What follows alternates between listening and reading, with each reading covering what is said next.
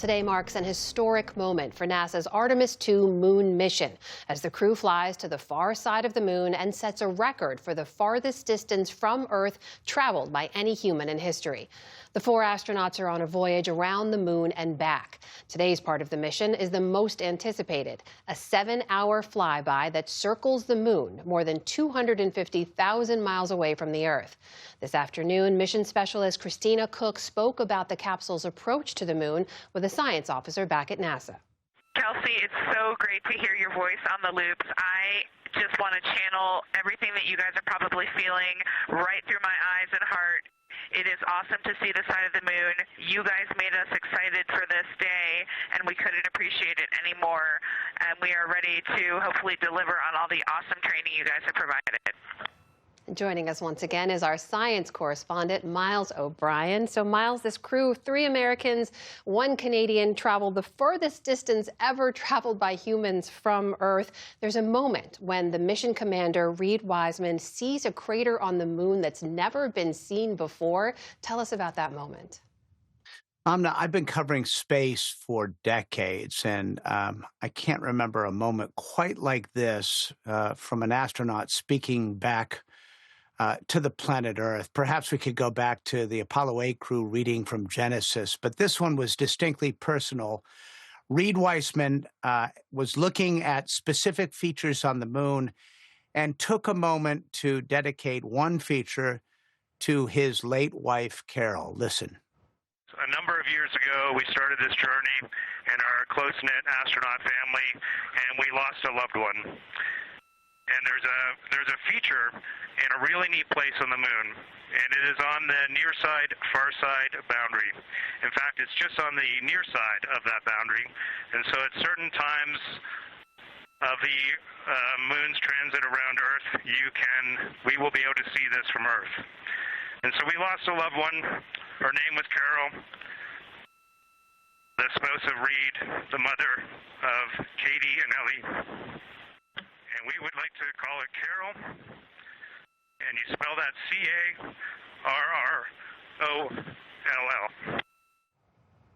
A bright spot on the moon dedicated to his late wife. Reid Wiseman has spoken openly and candidly and emotionally about being a single father to 2 daughters and doing the risky things he does, and all of it made that moment very poignant, Amna. Such a beautiful moment. Just puts it all into perspective perfectly, doesn't it? Miles, I know we've been talking to you along the way. You've been documenting some of the issues they had right before liftoff, a few issues early in the mission. Since last we spoke, have there been any other issues, any challenges for this crew? Well, they continue to have difficulties with the toilet, Amna. I'm sorry to report after that poignant moment, but the truth is, this is a test mission.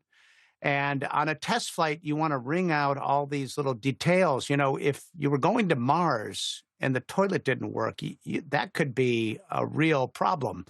So understanding how a space toilet works, and apparently it's not easy, $23 million, and this is what you get. It's complicated.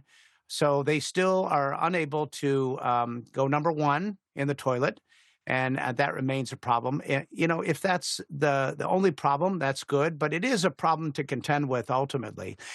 This mission is all about testing out these things, making sure the crew is comfortable, not too cold, not too warm, that they can fly the spacecraft manually.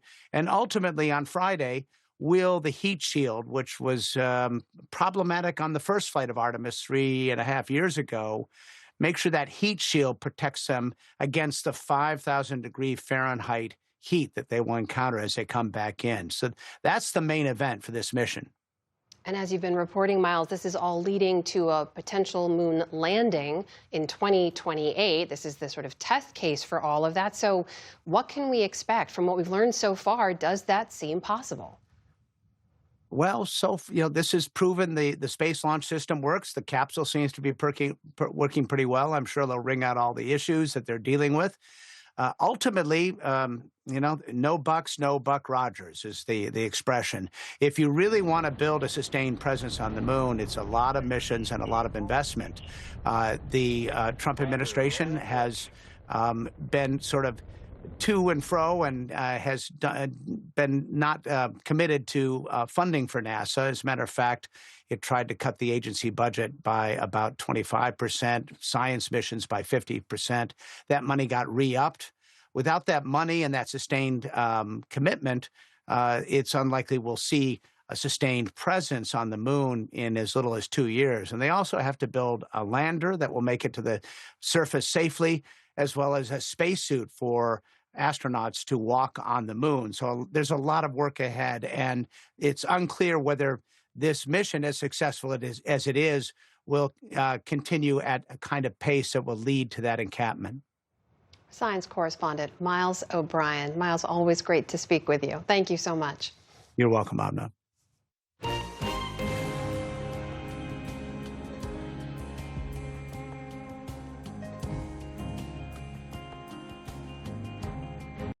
Support journalism you trust. Support PBS News. Donate now, or even better, start a monthly contribution today.